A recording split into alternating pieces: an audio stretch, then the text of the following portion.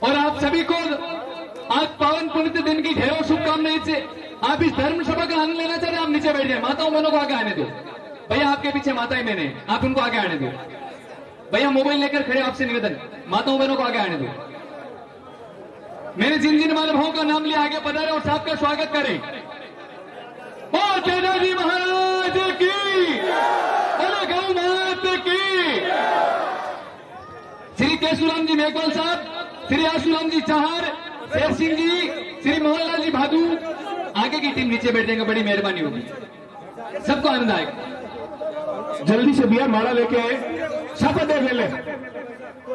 आशु जी चाहर, पूर्व सरपंच मोरखड़ा,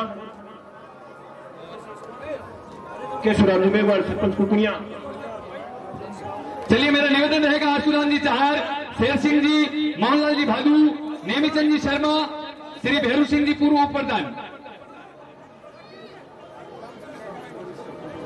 और समस्त सम्मानित सरपंच साहब को भी तहे दिल से स्वागत, समस्त की ओर से आपके लिए स्वागत है। बेनीवाल साहब के लिए जोरदार तालियां बजा दीजिए। भैया आप पीछे खड़े, हम नीचे बैठ जाओगे तो बड़ी मेहरबानी होगी। जन जन के लोकप्रिय लाडले नेता किसान मसीहा, आरएलपी सुप्रीमो, आदरणीय सम्मान्य श्री हनुमान जी बेनीवाल साहब इस पावन पुण्य दिव्य धरती पर पधारे, जोरदार तालियां बजा दीजिए। सभी पधारे साहब का स्वागत करें। युवा साथियों से निवेदन रहेगा, जिन्होंने अपनी इच्छा शक्ति से मन में शतक, हम साहब का स्वागत करेंगे तेजा दशमी पर, भगवान रामदेव जी की दशमी पर, जिन्होंने अपनी ओर से 51 किलो की माला से स्वागत करेंगे, बजाओ जोरदार से तालियां। श्री जयनाराम जी भाई, प्रहलाद जी सरपंच प्रतिनिधि, बजरंग जी बाला, चंद्रराम जी भादू, जगदीश जी भादू, रामदयाल जी डोगीवाल, रामदेव जी भागर, रामस्वरूप जी, रामदेव जी, नानूराम जी, धन्नाराम जी भादू, राधा किशन जी नायक, राजाराम जी मेघवाल, इकाउंट के बड़े एक साथ 1 मिनट के अंदर ले आए भाई सारे। जो भी नौजवान साथी कुकुड़िया इस गांव के नौजवान है उनको बाकी सब मंच के पीछे थोड़ा हो जाए। जिन्होंने स्वागत कर दिया कृपया बैठ जाए। जिन्होंने स्वागत कर दिया अपना अपना यथास्थान ग्रहण करें। मैंने पहले आपसे हाथ जोड़कर निवेदन किया था। एक और भैया आप नीचे बैठो सर, आप नीचे बैठो, थोड़ा थोड़ा नीचे बैठो, नीचे बैठो।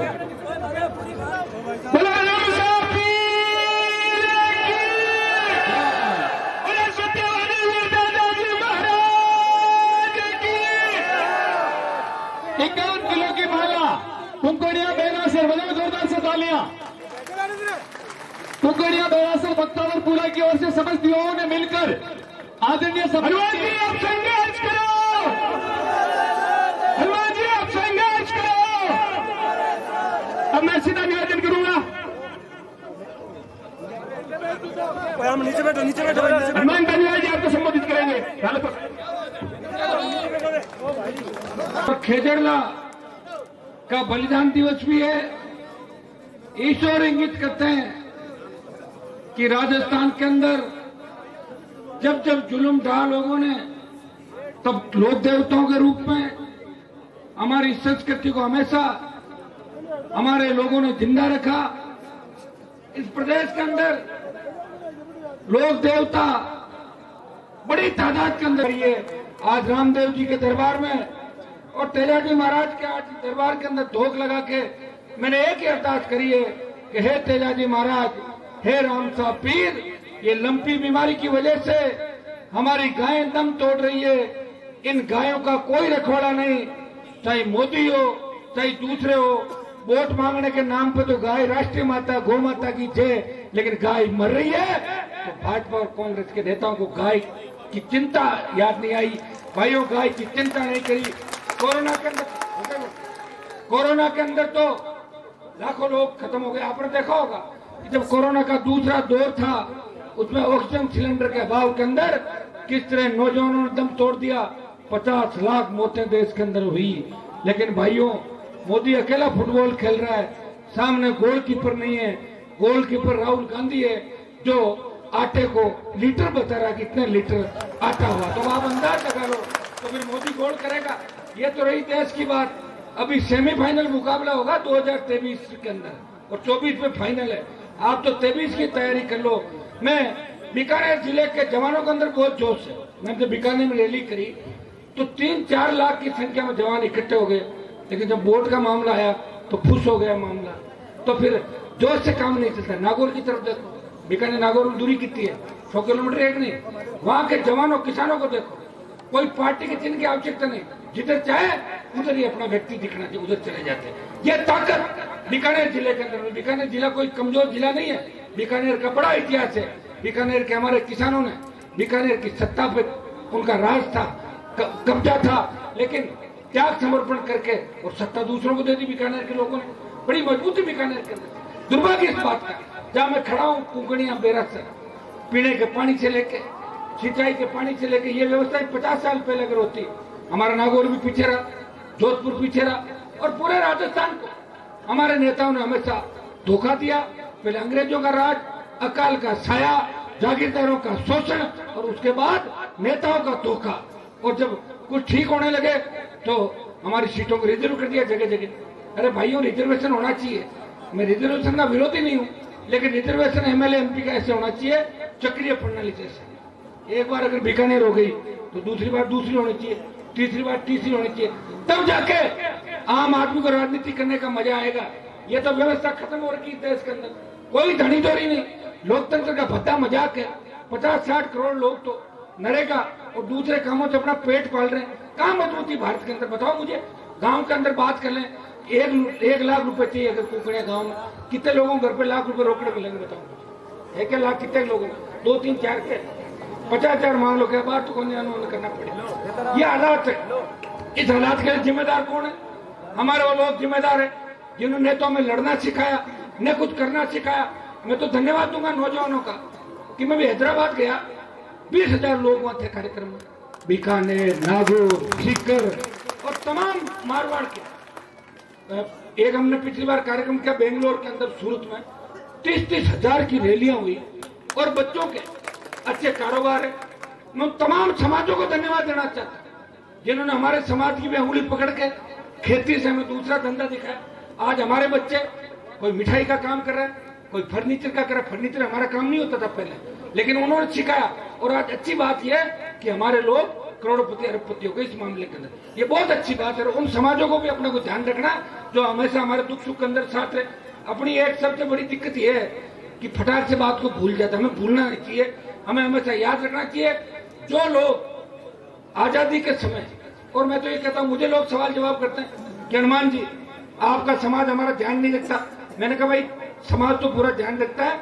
समाज के नेता हो सकता है वो आपका ध्यान नहीं रखता है, क्योंकि उन्होंने जब हमारे समाज का ही ध्यान नहीं रखा तो आपका कहां से रखेंगे। जब हमारे समाज को धोखा दिया तो निश्चित रूप से दिया होगा सबको।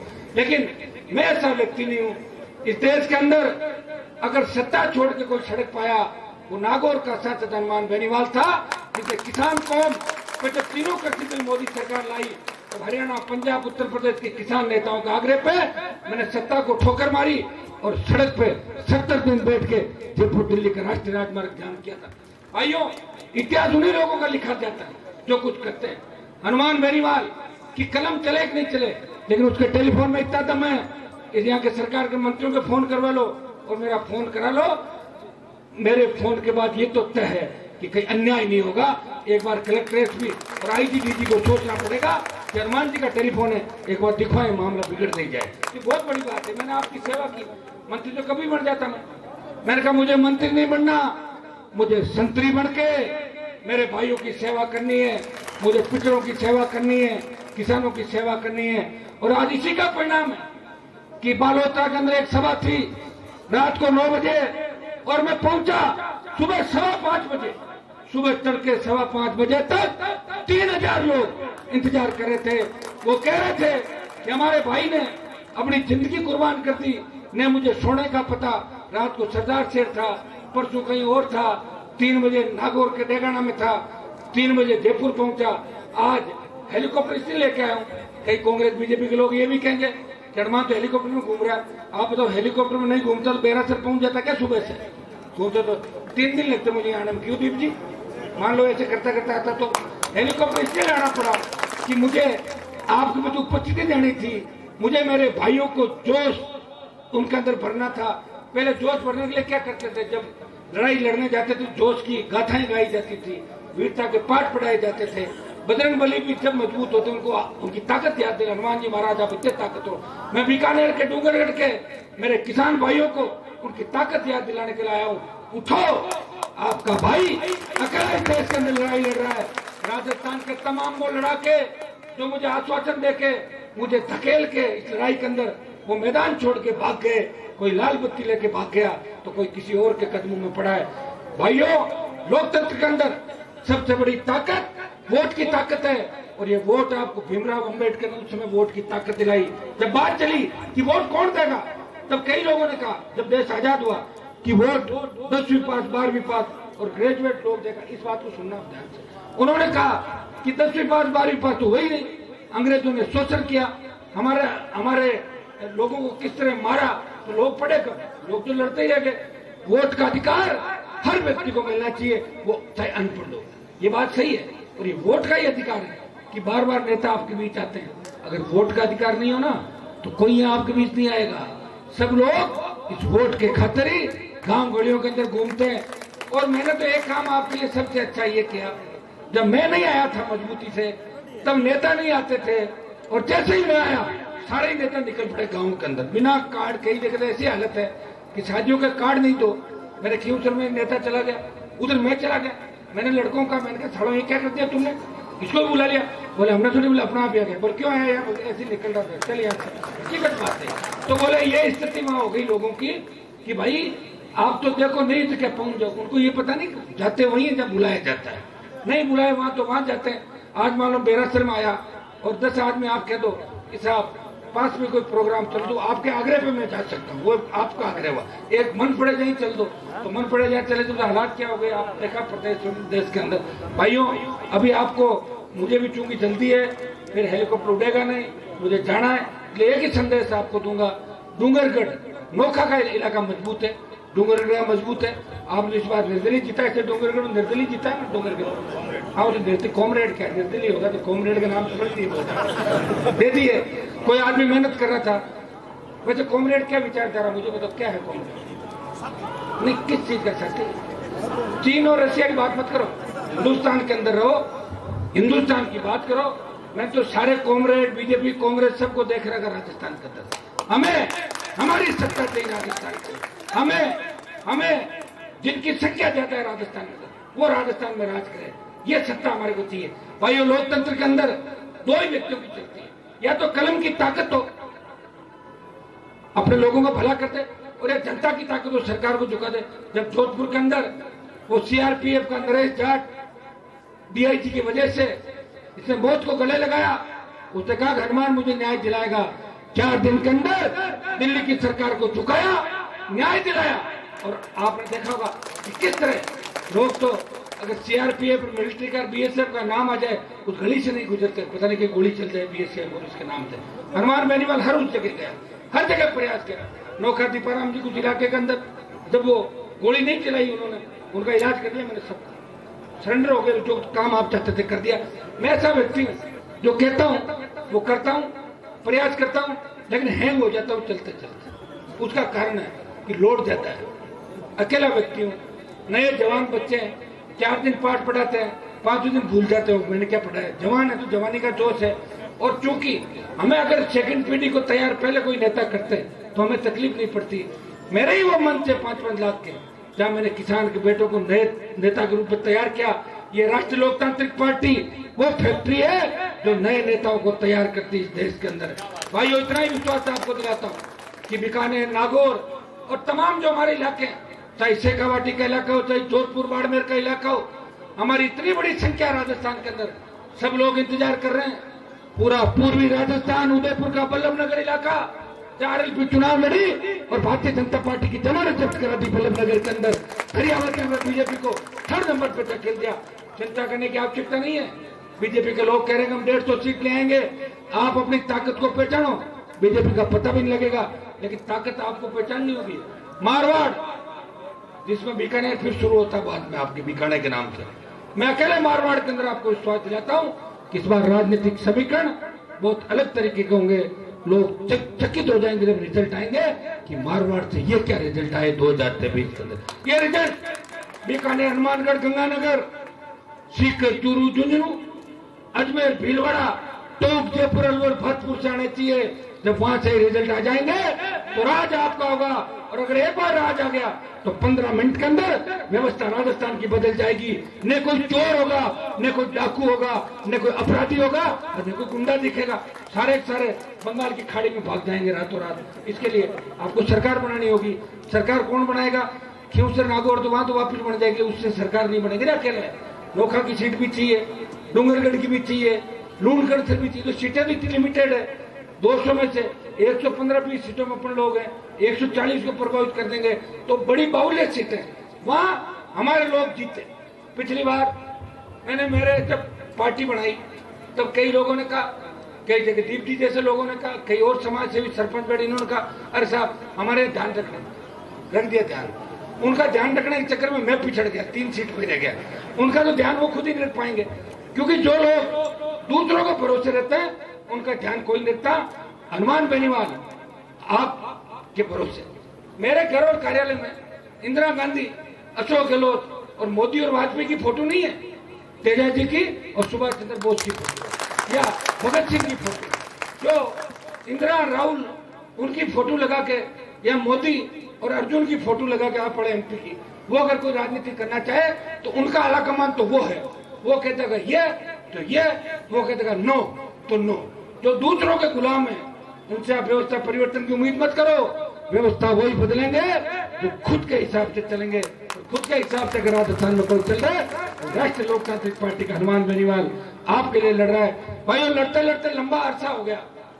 जब मैं विश्वविद्यालय के अंदर अध्यक्ष था, राजस्थान विश्वविद्यालय के अंदर, उसमें बीकानेर के हमारे 5-4 लड़के थे, नागौर के 60-70 लड़के हुआ करते थे। हमें लोग कहते थे शेखावाटी के बच्चे कि आप तो तालाबों का पानी पीते हो नागौर के। ये बात सही थी। हमने तालाबों का पानी पिया, उन तालाबों का पानी पिया जिसमें भैंस भी तैरती थी और वहां पानी भी पीते थे, क्योंकि हमारे नेताओं ने हमें मारा, धोखा दिया आंख में पट्टी बांध के हमें अंधेरे कुएं के अंदर धकेल दिया। वो समय तो वापस नहीं आ सकता, लेकिन उन नेताओं को नेस्त नाबूद करना है। अब कोई धोखा हमें नहीं दे, ये व्यवस्था हम सबको मिलकर ठीक करनी है।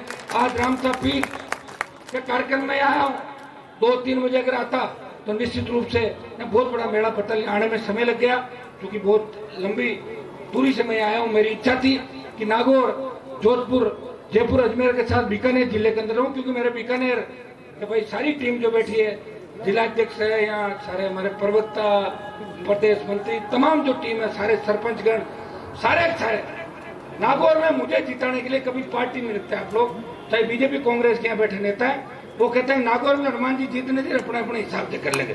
ये आपका बड़प्पन है। एहसान बीकानेर के लोगों का मेरे ऊपर है और मैं लड़ता रहूंगा, आप चिंता मत करो। मुझे कभी भी पुकार लेना, मैं ये नहीं कहूंगा कि कौन सी सीट से आए, कहां से आए, मैं आपके लड़ूंगा, प्रयास करूंगा। समय कम है, लेकिन मुझे इजाजत भी चाहिए। मैं इतना ही भरोसा आपको दिलाता हूँ, मिलकर लड़ाई लड़ेंगे। आज जयंती जो रामदेव जी महाराज के इस मेले के अंदर आया हूँ, जिस तरह रामदेव जी ने एक सामाजिक समरसता का पाठ पढ़ाया। मेघवाल समाज से लेकर अंतिम छोर पर बैठे सब समाजों को किस तरह अधिकार मिले, उस समय शोषण जबरदस्त तरीके से जागीरदार मेघोड़ों को दूसरी जातियों करते थे। उन्होंने पाठ पढ़ाया और मुख्य धारा में उनके अंदर उनको लेकर वही हमें बलिदान, जो खेजड़ला का बलिदान होता है, अमृता देवी ने पेड़ों के लिए जो बलिदान दिया, 323 लोगों ने गर्दन कटवा ली, अपनी पेड़ पर्यावरण को बचाया, वो भी हमारे ही भाई थे। पर्यावरण बचाने वाले भी, उनका भी हमारा खून का रिश्ता हम लोगों का। और तेजाजी महाराज ने जो गाय की रक्षा करके संदेश पूरे देश के अंदर दिया। आज तीनों हमारे जो महापुरुष है, इनकी जन्म जयंती, बलिदान दिवस है, और जो उनका आज दिन है, जो प्रदेश में मेले भर में प्रदेशवासियों को शुभकामनाएं प्रेषित करता हूँ। कुकड़िया बेरावास के अंदर, बेरासर के अंदर जब भी मेरी आपको आवश्यकता पड़े, पहले भी मैं गाँव के अंदर आया था, दोबारा आपको भी उपस्थित होऊंगा। कर्ज मुक्त किसान, फ्री बिजली, टोल मुक्त राजस्थान, भय मुक्त भ्रष्टाचार मुक्त राजस्थान और मजबूत लोकायुक्त राजस्थान के भाइयों, सारे